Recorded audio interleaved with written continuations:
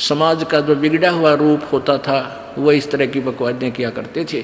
तो ज्ञानहीनता, मर्यादाहीनता, निर्लज्जता इतनी बढ़ गई समाज में, इसको भी अब सेट करना है। तो कहते हैं प्रेम की लाली ला के, प्यार तो बोला सब बान भाइयां थे, सभी भक्तों से, समाज में वो भी कोई बगैर उपदेशी भी रिश्तेदार है, सबसे मृदु भाषा से प्रयोग करे, मीठा बोले, प्यारा बोले, ये तेरी लाली है, ये तेरे होठों की शोभा है। फिर कहते हैं जाप अजप्पा जप के अपना दहेज बना लिए। ओह, ये भक्ति की कमाई जो श्वास उश्वास से ये अजप्पा जाप कहलाता है। कहते इसका जाप करके तू अपना ये दहेज बना, यानी धन जोड़ ले जो आगे लेकर जाना है, दहेज जो अपने पति के घर लेके जाना है। पहले एक कुरीति थी कि जो लड़की घना धन लेकर आती थी दहेज का, उसका आदर पूरा परिवार करता था। ऐसे हमारे हम भ्रमित थे, अज्ञानता थी। तो उसी दृष्टिकोण से ये कहा गया है कि जैसे अच्छा ज़्यादा दहेज लाने वाली बहू पुत्र वधू अपने ससुराल में आदर सत्कार पाती है, ऐसे ही तू डट के भजन कर, घना दहेज बना ले सत्य अजप्पा जाप का। अजप्पा जाप जप के अपना दहेज बना लिए, अनहद बाजा बाजन लागे फिर खुशी बना लिए। ओह, जैसे लड़की का पता लग गया कि आज ब्याह है, लड़की की का आज विवाह है। अब कई बच्चे बकाया करें, न्यों कहेंगे ए तेरी बारात आ गई, और फिर न्यों कहें कोई ना आई क्यों ना जीवरी है, यानी उसने खिजाया करते हैं। तो फिर वो लड़की सोच लेती है बांधन दे दे, भौंके जाएंगे। तो कहते हैं जब वो बाजा बाजन लाग जा तब सोच लिए बात लवा लाग ली कि आगी बरात। तो कहते हैं आप भक्ति जब करोगे तो आपको ऑटोमेटिकली आपके ये ऊपर के, यहाँ से ऊपर के हिस्से में बहुत सी आवाजें, कई प्रकार की आवाजें आने लग जाएंगी। इसमें जो हमें आवाज सुनती हैं ये प्राथमिक भक्ति की लक्षण है, अंतिम नहीं है। हाँ, ये भी सुननी चाहिए, सुनेंगी, आपको अवश्य सुनेंगी, ना चाहते हुए भी सुनेंगी। और कभी सुनना चाहो तो कभी 2 4 10 मिनट, कभी कभी डेली नहीं, कभी ऐसे कान बंद करके एकांत स्थान पर सुन लेना, आपको सारा साजबाज अंदर बाजता दिखेगा, जिसकी भक्ति इस लक्षण हो गए। कुछ एक को वैसे भी सुनती हैं जिनके पूर्व जन्म की भक्तियां होती हैं और फिर धीरे धीरे उनकी बंद हो जाती हैं, आगे कुछ नहीं सुनती, चाहे वो किसी का नाम जाप ले रखा है। तो वो तो ऐसा सुनना, ये देखना तो ऐसा है जैसे आपने बैंक में कमाई करी की और बैंक में पैसे जमा करा दिए, और उस बैंक की कॉपी ने कभी देखना चाहो तो खोल के देख लो। और ये दूसरे जो पंथ बताए हैं, ये साधना इनकी नाम गलत हैं, और कहते हैं ध्यान लगाओ, मेडिटेशन करो, कान बंद करके, आंख बंद करके, अंदर आवाज़ सुनो, शब्द सुनो। ये कोई फायदा नहीं। अब जैसे धंधा करता नहीं, और बैंक में जब पूर्व जन्म की पहले की जो डिपॉजिट है 20-30 हज़ार, उसने रोज देखे जाने, कहाँ 20,000 हैं, और 20,000 में काम तो ना चले, फिर वो निकलवाने भी उसी में तो पड़ेंगे, वो एक दिन जीरो हो जाएंगे। वो तो जैसे आपको ये आभास होंगे किसी भी वस्तु का, जैसे हम हमारी आँखों, आपकी जो भक्ति करते हैं उनकी आँखों के सामने बहुत सी चीज़ें ऐसे चलती दिखाई देंगी। कभी तो ऐसा आभास होगा जैसे कोई मक्खी आ गई, कोई मच्छर जा रहा है, या कोई ऐसी कोई लाइन सी दिखाई देती है। तो ये आपकी भक्ति की कमाई है, प्रतिफल आपको दिख रहा है। और कई एकादा क्या करे हमारे भक्त, एक बहन भगत भाई आया ने बोला जी मैंने तो आँख दिखा ली, मेरी तो आँखों में डिफेक्ट हो गया। वहाँ क्या हो गया कि आगे मेरा काला काला दिखे जा, नो देखूँ जब भी दिखा, मन तक कई बार डर भी लग जाता है। और डॉक्टर का इसका ऑपरेशन करेंगे, रमा भले आदमी क्यों आँख पड़वावे, ये तेरी भक्ति की कमाई दिखाई दे रही है, तेरी जो बैंक में जमा कराए हैं वो कॉपी में दिखे तेरे को। ये तो भगवान आत्मा ने दिखेंगे बेटा, जिनकी कमाई शुरुआत हो चुकी है। जेता अंजन आंजी ये चश्मों में दिखंत न बोला सचमुच में, कहा सचमुच है, फिर खुश हो गया, तेरा गजब भैया। तो ये जो सामने दिखाई देते घबराना नहीं। बहुत से भ्रमित हो जाते हैं क्योंकि बार बार ये दास नहीं बता पाता आपको तो प्रत्येक सत्संग में आओगे तो कभी ना कभी हर पहलू पर विचार विमर्श दिया जाता है। तो घबराना नहीं है, ये आपकी आंखों के सामने कोई वस्तु दिखाई देगी, वो आप ही बताओगे, दास बताओगा तो तुम झूठ भी बोल दोगे। तो वो आपकी जितनी कमाई है वो अपने आप बढ़ती जा रही है, उसका लेवल बता रहा है। तो ऐसे अंदर आवाजें आएंगी, कई प्रकार की आएंगी, और उनमें से एक न्यारी आवाज आएगी, एक मुरली की आवाज आएगी।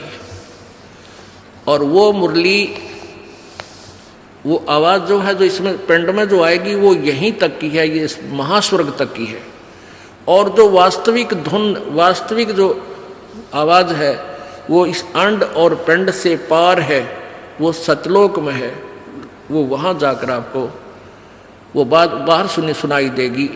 यानी इस शरीर से एक जब आत्मा भक्ति से परिपूर्ण हो जाती है तो इस शरीर से बाहर भी हो जाती है।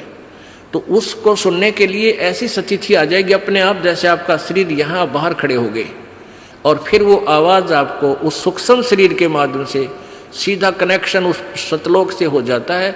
वो परले पार वाली मुरली आवाज़, वो धुन, वो झनकार अलग से सुनाई देती है। फिर सेकंड के बाद आप उसी शरीर में होते, आपको पता भी नहीं कि मैं बाहर गया या अंदर ही था। वो बहुत बाद में जाके बहुत लेटेस्ट स्टेज पे ऐसा होगा, पर ऐसा हो या ना हो, आप जैसे दास बताओ, ये खुराक खाते रहो, रोग कटेगा, ये साधना करते रहो। तो क्या बताया है, जाप अजप्पा जप के अपना दहेज बना लिए, और ये अनहद बाजा बाजन लागे, फिर खुशी मना लिए। फिर मान लिए खान तेरी भक्ति चल पड़ी, निकट लागली बात आगे लेने, यानी बरात आगी। आवे बिरहा कबीर लेने, खुश होकर चालिए, और प्रेम की बारिश होने लागे, फिर मलमल नहा लिए। जैसे आपने कल सुना था, बिना प्रेम पावे नहीं चे करोड़ समाधि ला। होय होय, जैसे सूरज के आगे बदरा ऐसे कर्म छयारे, प्रेम की पवन करे चित मंजन झलके तेज नयारे। प्रेम की पवन, परमात्मा के प्रति इतना प्यार उमड़ उमड़ का आपके हृदय में रह रह के जरा सी बात मालिक की चले, आंखें भरे आऊँ आपकी, कुछ दिन में ऐसी स्थिति आ जाएगी। तो ये प्रेम की पवन चलेगी। जैसे सूरज के आगे बादल होते हैं तो सूर्य का प्रकाश निष्क्रिय हो जाता है, और जब हवा तेज चलती है बादलों को इधर उधर फेंक देती है तो सूर्य का प्रकाश ज्यों का तो सामने चमक रहा होता है। ऐसे परमात्मा और अपने बीच में, आत्मा के बीच में पाप कर्मों का गरावा यानी बादल छाया हुआ है। इस प्रेम की यानी सब भक्ति जो क्रिया आपकी होंगी, दान करता आदमी को इतनी खुशी होती है उस दिन, कोई ठिकाना नहीं। और 10 रुपये चोरी कर ले, आत्मा खुश नहीं हो सकती, चाहे 20 लाख चोरी कर ले। और 10 रुपये, 20 रुपये, 1000 रुपये, 2000 रुपये आप दान करने की चेष्टा करते हो, पहले उमंग भर लेती है, और दान करे पाछो तो न्यारी खुशी होती है। तो ये तो क्या बताते हैं, ऐसे जो सब क्रियाएं आपसे कराई जा रही हैं, इनका उद्देश्य है कि आप में इतनी विनम्रता, इतना प्योर हार्टेड हो जाओ आप कि मालिक के प्रति जरा सी भी चर्चा चला आँखों में पानी आने लग जा, गदगद हो जा। कहते हैं प्रेम की पवन करे चित मंजन, फिर झलके तेज नयारे। तो यहाँ क्या बताया कि प्रेम की बारिश होने लगे, फिर मलमल नहा लिए। यानी ये लक्षण बता रहे हैं, एक भक्त में रह रहकर ऐसे लक्षण आ जाएंगे। एक बुढ़ा आवे मेरे पास, नाम ले रखा उन्होंने साल भर से। वो कहता है जी मैं नाम जपन लागू, मैं रोने लग जाऊँ, मेरा रोना बंद कर दिया। राम तो रोना शुरू करवावा तो बंद करवाना आवे, ये तेरे भाग जाग रे भले आदमी, नो कहना शर्म आवे, लोग नो कहीं अच्छा आदमी नाम लेने लगे तो माई लोग की सुनेगा तुम्हारी सुनेगा, नो बता।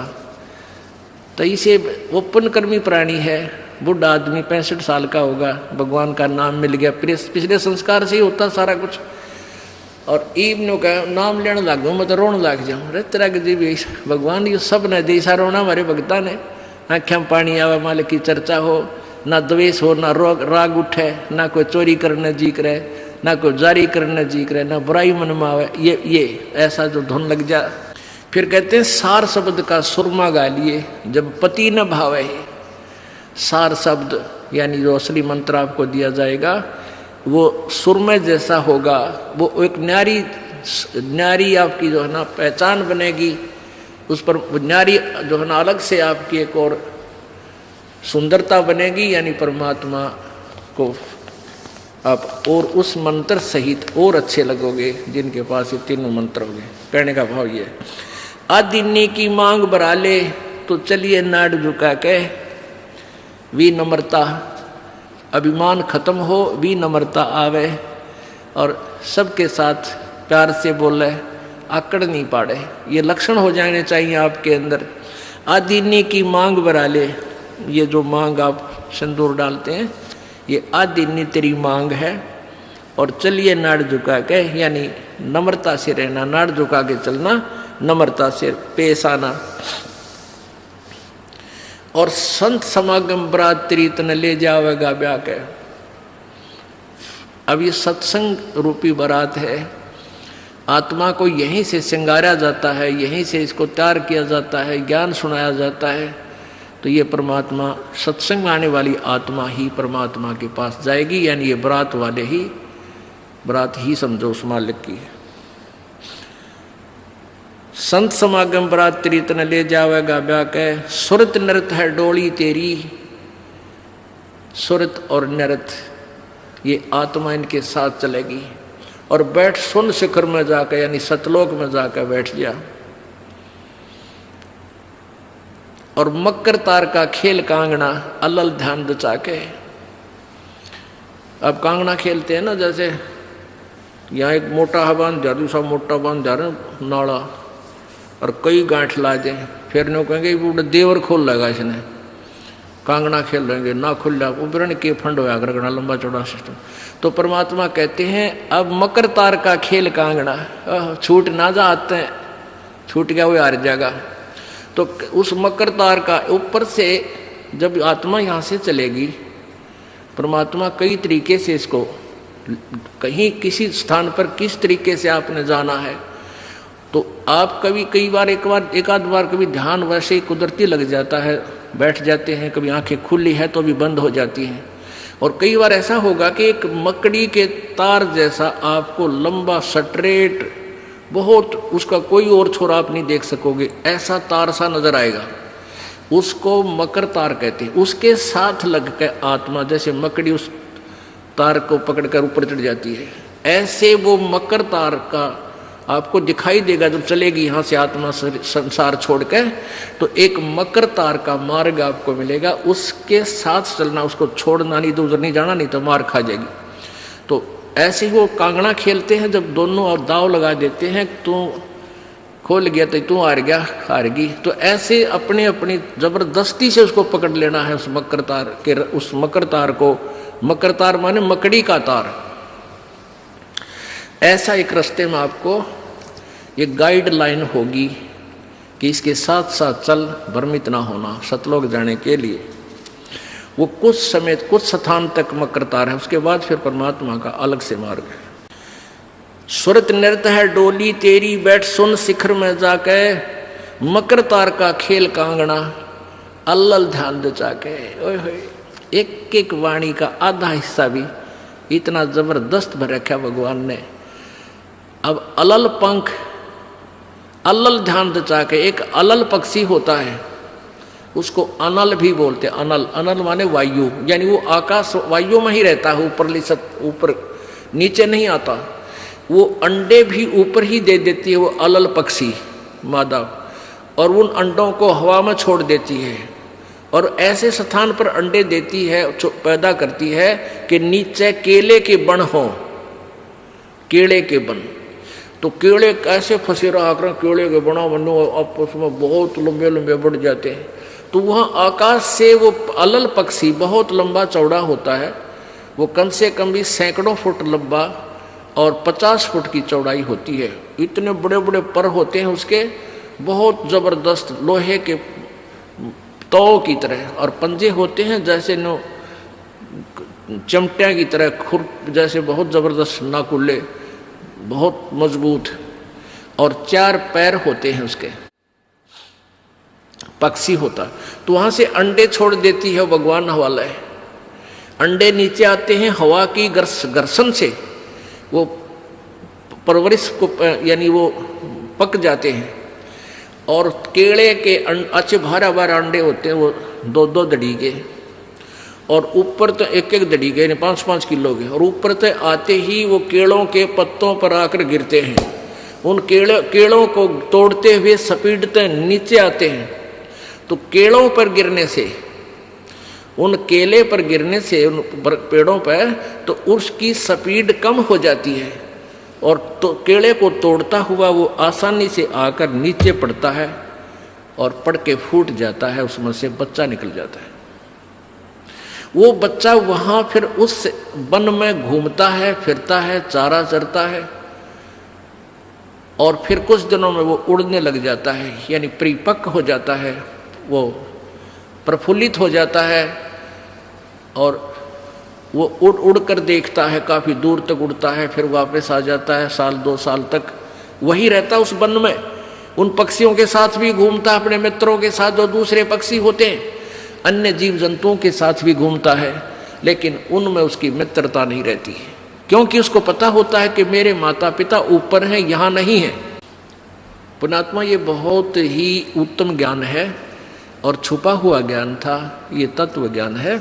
इसको समझाने के लिए बहुत से उदाहरण आपके समक्ष पेश करने पड़ते हैं, ताकि आत्मा अपने परमात्मा की तरफ आकर्षित हो जाए।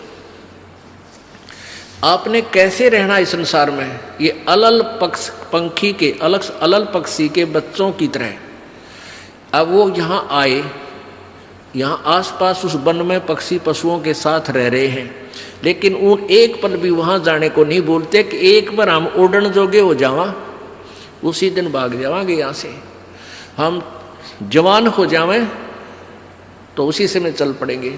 तो जब वो युवा हो जाते हैं और खूब उड़ने योग्य हो जाते हैं, तो चलते समय कहते हैं 5 हाथियों को वो पक्षी, अलल पक्षी ऐसे लटका, क्योंकि उन केड़ों के वन में हाथी के भी झुंड के झुंड होते हैं, वहाँ होते थे पहले समय में, तब बने ना रहे, तो वहाँ झुंड के झुंड हाथी होते हैं, नो एक दूसरे के सट कर चला कर, सैकड़ों की संख्या में, कई झुंड है। तो वो अलल पक्षी उनके ऊपर झपट्टा मारता है, और उसके इतने तेज वो होते हैं 1.5 फुट के पंजे, और उनको ऐसे फंसा लेता है चारों हाथियों को, 4 हाथियों में, 5 और 5वें ने नोक मुंह के साथ, कहते 5 हाथियों को उठाकर वो अलल पक्षी आकाश में चला जाता है अपने माता पिता के पास, और फिर उनका आहार लेकर जाता है, वो आहार उससे उनसे करते हैं। तो अब आप यहाँ आए हो, अलल पक्षी की तरह ध्यान रहे। एक पल भी वो पक्षी का बच्चा अपने माता पिता को नहीं बोलता कि मैं यहाँ का नहीं हूँ, मेरे तो ऊपर है माता पिता, और जब मैं यहाँ से जब जाने जोगा हो जाऊंगा 1 मिनट में चल पड़ूंगा। तो आप उस अलल पक्षी के बच्चे की तरह यहाँ अब तैयार हो, अच्छी खुराक खाओ राम नाम की, और मजबूत हो जाओ, और चलते समय इस राम नाम की कमाई लेकर ऊपर चलेंगे। अब कहते हैं अलल ध्यान जचा के, वो पक्षी का बच्चा एक पल भी वो यहाँ रह ही नहीं सकता। उसको ये पता होता है, कॉमन सेंस होती है कुदरती, कि मेरे माता पिता वहाँ है, जिस दिन मैं यहाँ से जाने योग्य हो जाऊँगा 1 पल नहीं रहूँ यहाँ पर। तो ऐसे आपने ये हर दिन उस सतलोक में जाने का अलल पक्षी की तरह यू ध्यान लगा के वो जचा कर रखनी है, इसको भूल नहीं पड़ने देना। मकर तार का खेल कांगना अलल ध्यान जचा के, और बैठ विश्वास सेज बिछा के, जो शब्द छैल आवे है। अपने आत्मा कहे कबीर सुनो भी साधो, मैं तो हूँ विश्वास में, जो क्रिया जो साधना आपको बताई जाती है, वो साधना वो है जो सब सदग्रंथों में प्रमाणित है, और वो है जिन महापुरुषों ने परमात्मा पाया, उन्होंने भी यही क्रियाएं की। तो आप एक विश्वास रूपी सेज पे, जैसे दुल्हन होती है अपने पति के इंतजार में वो बैठ जाती है, तो ऐसे ही कहते तू अपना विश्वास रूपी सेज बिछा के इंतजार कर उस परम पिता के आने की। विश्वास तेरी सेज है, यानी तेरा विश्वास है तो मालिक आवेगा, और विश्वास नहीं है तू ही वहां से चला गया कि तो फिर पति कहाँ मिलेगा। कहने का भाव ये है कि डगमग नहीं होना है, अपना विश्वास दृढ़ रखना, जो बताया